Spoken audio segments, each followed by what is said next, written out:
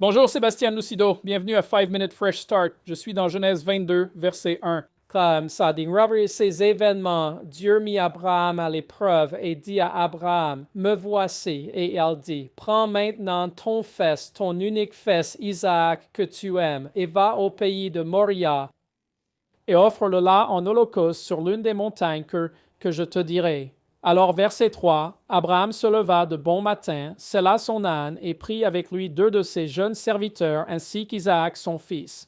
Il fendit le bois pour l'holocauste, se leva et se rendit à l'endroit que Dieu lui avait indiqué. Alors sur le troisième jour, Abraham leva les yeux, vit le lieu de loin, et Abraham dit aux jeunes hommes, restez ici avec l'âne, le garçon et moi irons là-bas pour adorer, et nous reviendrons vers vous. Alors Abraham prit le bois pour l'holocauste et le mit sur son fils Isaac, et il prit le feu dans sa main et le couteau, et ils partirent ensemble.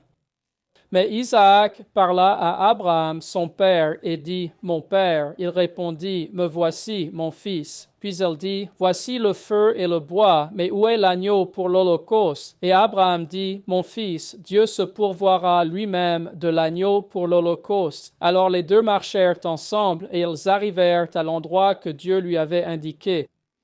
Abraham construisit un autel là et arrangea le bois, et il lia Isaac, son fils, et le plaça sur l'autel de bois. Et Abraham étendit la main et prit un couteau pour égorger son fils. Mais l'ange du Seigneur l'appela du ciel et dit, Aîné Abraham, Abraham, verset porte. Il répondit, me voici. Ne porte pas la main sur le garçon et ne lui fais rien, car maintenant je sais que tu crains ou respectes Dieu. Vous savez, c'est beaucoup de lecture, mais c'est une belle histoire. Elle nous enseigne à tous. Dieu était au plus haut niveau ici, enseignant à Abraham ce que Dieu allait devoir faire. Il allait devoir envoyer son fils. Son fils allait porter l'instrument de son exécution, le bois. Dieu le Père allait permettre à l'humanité de crucifier son fils. Abraham, dans son obéissance ici, faisait essentiellement trois choses. Il montrait à Dieu que ce que Dieu lui avait donné ou les bénédictions que Dieu avait mises dans sa vie, Abraham ne les plaçait pas au-dessus de Dieu lui-même. Il a servi et aimé le Créateur plus que la création. Il a servi et aimé le bénisseur plus que le béni. Il était prêt à renoncer à son fils que Dieu lui avait donné parce que Dieu le lui avait dit. Et cela, nous en tirons des leçons. Nous apprenons que vous savez, êtes-vous prêt à vous éloigner de la bénédiction? Es-tu prêt à mettre de côté les bénédictions de Dieu et à les donner? Sers simplement Dieu, tu sais. La deuxième chose est que nous ne voyons aucune hésitation ou retard. Abraham est pleinement convaincu que Dieu va soit le ressusciter, car souvenez-vous, la promesse était en Isaac.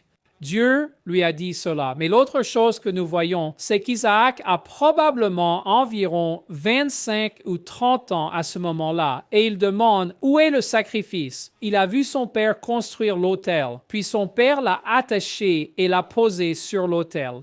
Maintenant, il sait qu'il est le sacrifice. À ce stade, nous voyons une foi incroyable de la part d'Isaac en disant « Pas question, je ne vais pas faire ça. Pas question, je ne vais pas te laisser me sacrifier. » Il avait obéissance et foi en son père ainsi qu'en Dieu.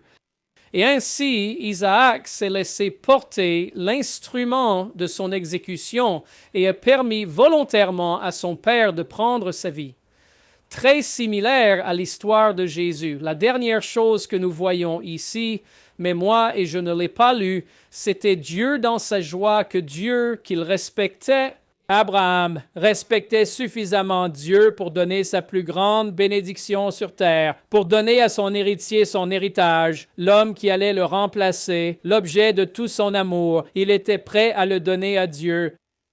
Et Dieu dit, Abraham, je jure par mon propre nom, je vais bénir ta descendance. Je vais bénir ceux qui te bénissent, bénir ta descendance physique et bénir la descendance spirituelle. Et donc, nous voyons ici une histoire dont nous pouvons tirer des leçons. Ne t'accroche pas à ta richesse. Ne t'accroche pas à ton statut, ne t'accroche pas à ce que tu chéris dans ta vie. Sois prêt à tout abandonner si Dieu nous le demande et sers Dieu de tout ton cœur, ton esprit et ton âme, car à la fin de ta vie, ce sont les bénédictions que tu emporteras dans l'éternité. Que Dieu te bénisse. Passe une excellente journée. Merci de regarder. Merci d'avoir regardé aujourd'hui. Pour rester informé et soutenir le ministère, visitez watchersoftruth.com. Vous y trouverez des ressources gratuites, des séries d'enseignements complètes et des moyens de vous associer à nous pour répandre l'Évangile.